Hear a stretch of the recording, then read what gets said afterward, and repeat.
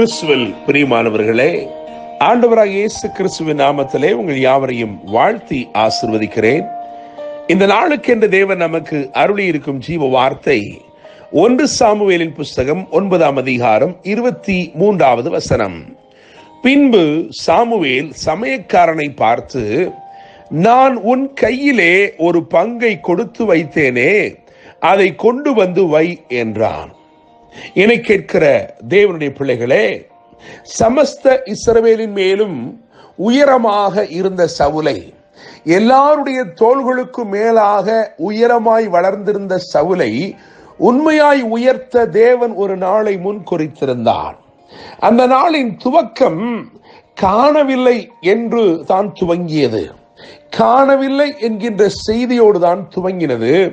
ஆனால் அந்த நாளின் முடிவிலே சவுல் கண்டுகொண்ட மேன்மை கொஞ்சம் அல்ல. Maybe the day begins with a word about a loss, but it's going to be an end with a phenomenal gain. உங்கள் மேன்மைக்கு நேராக தேவன் உங்களை நடத்தும் ஒரு அற்புத நாளாய் இந்த நாள் இருக்கிறது. God is directing you towards your God-ordained destiny.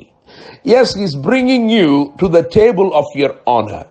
உங்களை கனப்படுத்தும் ஒரு பந்திக்குள்ளாக, ஒரு மேன்மைக்குள்ளாக கர்த்தர் இன்றைக்கு உங்களை நடத்துகிறார்.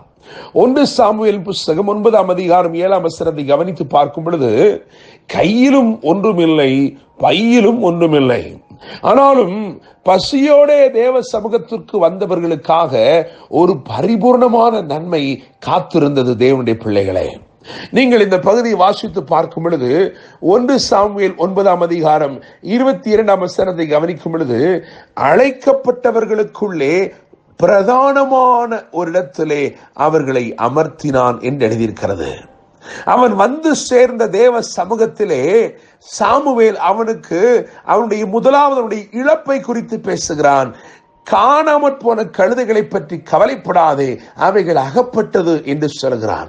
மாத்திரமல்ல, அவன் அறிந்திராத அற்புதமான தேவ திட்டத்தை அழகாய் விவரிக்கிறான். இவைகளையும் அல்லாமல் சகல இஸ்ரவேலின் அபேட்சையும் யாரை நாடி இருக்கிறது?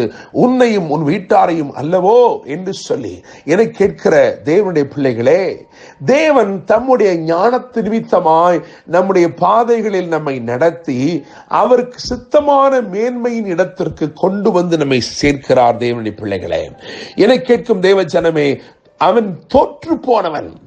நீங்கள் கவனித்து பார்த்தால் உண்மையில் தேடி தேடி தேடி ஒன்றும் கிடைக்காமல் அந்த பிரயாணத்தின் முடிவிலே அவன் தோற்று போனவனாய் அவனும் அவன் வேலைக்காரர்களும் இருக்கிறார்கள்.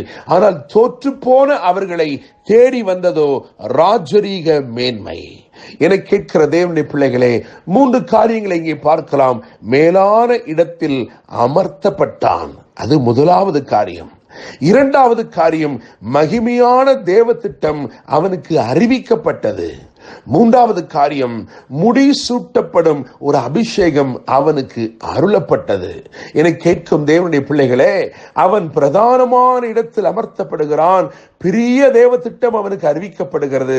மாத்திரமல்ல, சற்றேனில் என்று சொல்லி எந்த குறையோடும் அவனை அனுப்பாமல் சம்பூர்ண நிறைவோடு அவனை அனுப்புவதற்கு அடையாளமாக ஒரு பெரிய பரிபூர்ண அபிஷேகம் அவனுக்கு அருளப்பட்டது.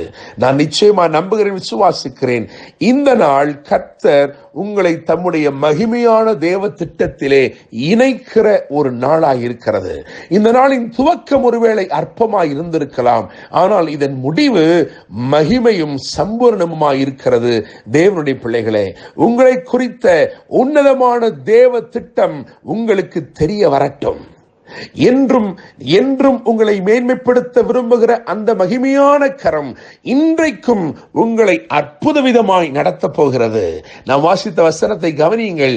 1 சாமுவேல் 9:23.